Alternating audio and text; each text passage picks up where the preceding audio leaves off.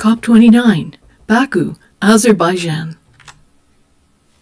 Your quick COP29 update for today. Women leading on climate.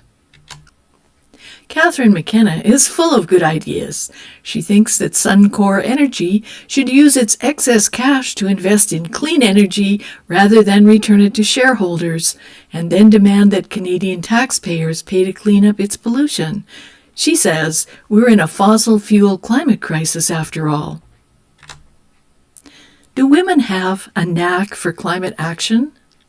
Women Leading on Climate is a project that was promoted by Catherine McKenna. And We Mean Business Coalition.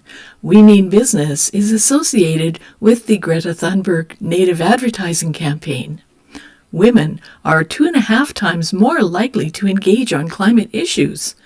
Now more than ever, we stand united, calling on all leaders to step up. These women even put together a letter, an advocacy letter. They claim, "Dear world leaders, we are a global network of women climate leaders committed to rapidly accelerate progress on reducing the carbon pollution that is overheating our planet. As leaders from business, politics, and civil society, we are calling for ambitious, immediate climate action in negotiation rooms, boardrooms, in local communities, and in the streets. And we are working to rally women throughout the world to deliver a clear message to governments everywhere. 80% of people now support faster action on climate. Yet it is women that can really make the difference in mobilizing action. Research shows they are twice as likely to speak out and engage their community on the issue of climate. 80% of people? Twice as likely to speak out? Where do these women climate leaders get their facts? The most recent surveys indicate that Americans are more interested in inflation and free speech. Climate change is way down the list of priorities, only weighing in at 41%. The letter goes on, "Rooted in our commitment and responsibility to protect our shared planet and our communities, we expect every government by 2025, which is only a month and a half away, to increase ambition, to promise to limit global heating to 1.5 degrees Celsius. Well, you can make that promise, except for Hunga Tonga. Hunga Tonga eruption may temporarily push Earth closer to 1.5 degrees Celsius of warming. That's Mother Nature for you. She's a climate leader. And it's not big oil causing the current global warming and flooding. It's caused by big volcanic water. The Tonga undersea volcano eruption has increased the amount of the most powerful greenhouse gas, H2O, water vapor, by 10% above the 20-kilometer altitude. So more outgoing radiation is blocked and delayed from reaching outer space up there, causing global warming. Now here's a woman who's a climate leader. Her name is Dr. Judith Curry, and she said a long time ago that carbon dioxide is not a control knob that can fine-tune climate. She even wrote a book about it. Now that's being a woman leading on climate.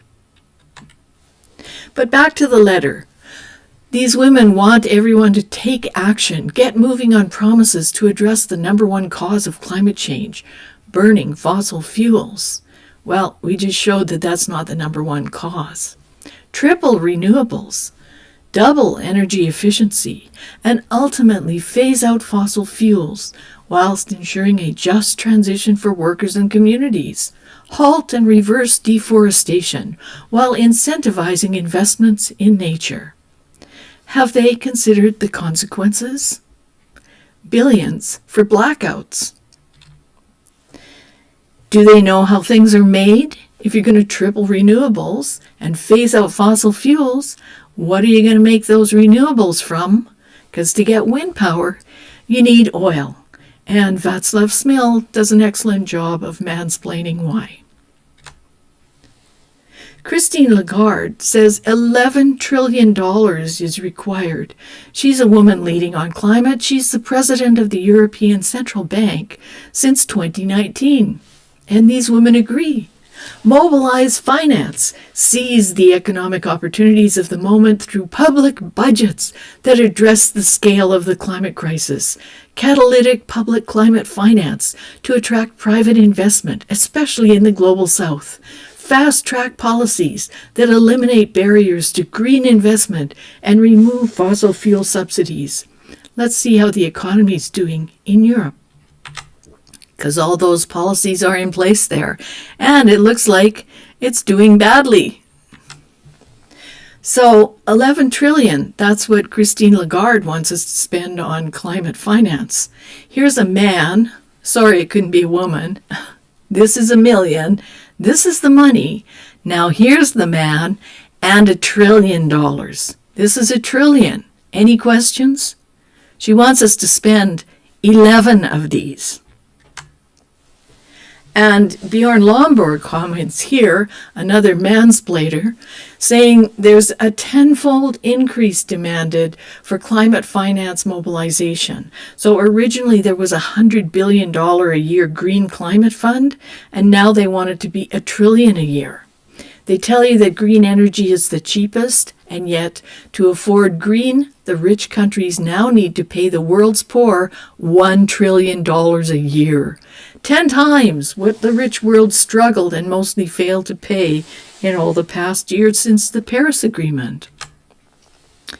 And this group suggests that the Climate Policy Initiative the world needs 5 times the current annual amount of climate financing to limit warming to 1.5 degrees Celsius.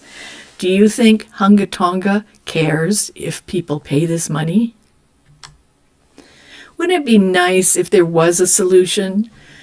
The letter goes on to say, we know that the impacts of climate change disproportionately affect women and girls. By delivering on these priorities and working together, we can secure a safer, more secure, and prosperous future for people, communities, and the planet. Well, here's Jasper Machagu, who's from Kenya. He's a farmer there, and he advocates for fossil fuels for Kenya, for Africa, to improve the lot of women like this, women like his mom who have to pick finger millet by hand. He advocates for synthetic fertilizer so that we can green the planet in Africa and they can have more productive crops. He wants to just stop toil. Fossil fuels for Africa will do that. So there's a lack of reality. Catherine McKenna says, what if I told you the most powerful voice against climate change is a woman's voice? But in fact, 8 out of 10 countries which have access to Azerbaijani gas are Europeans, and the European Commission asked us to double gas supply to Europe by 2027. The president of Azerbaijan said fossil fuels are a gift of the gods. Every natural resource, whether it's oil, gas, or wind, it's a gift. So I guess we have to say they're women leading misinformation on climate. Because here they claim that there are solutions. And here, Catherine McKenna congratulates the social media campaign of women leading on climate for reaching 4.5 million people around the world. But to make renewables, you need to mine. So here's another fellow mansplaining, John Lee Pettimore. I get asked this question a lot. How much fuel does that bad boy burn? The 9800 runs 2 engines, QSK 60s, each 2,000 horsepower. Each engine burns approximately 120 gallons per hour, 2,880 gallons per 12-hour shift, or 2 million gallons per year. You can't make green energy without a lot of diesel fuel. And the mining industry accounts for 10% of world energy consumption. And another mansplainer, Anis Al-Halji, explaining that climate change policies require energy transition. No energy transition without copper. Copper demand is going through the roof. All to fight climate change and protect the environment.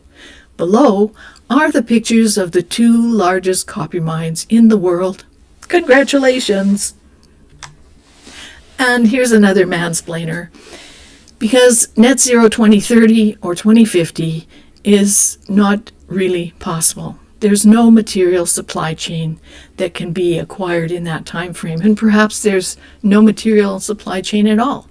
So this is Professor Simon Michaud, who did a fairly, shall we say, basic analysis where he extrapolated the total metal required to produce 1 generation of technology units to phase out fossil fuels, meaning the renewables and such like EVs that would replace fossil fuel use.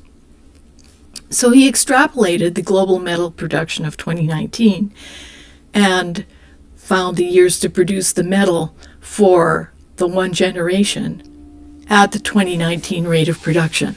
So for copper, it would be 189 years. Nickel, 400 years. Lithium, 9,920 years. I think you get the picture. It's not going to happen.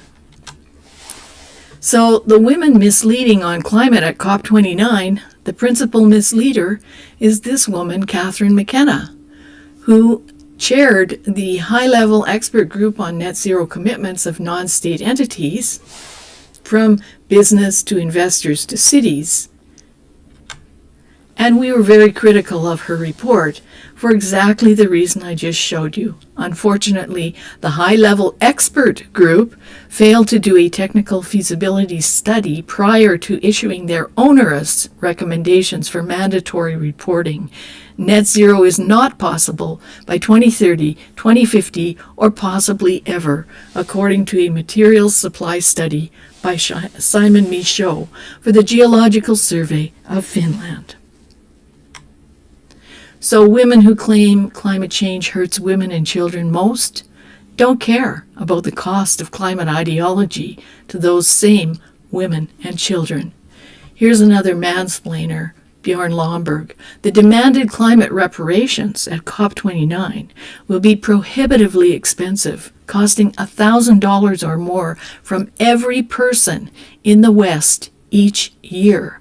This is on top of the cost of rich world carbon emission reduction policies that will be even more expensive.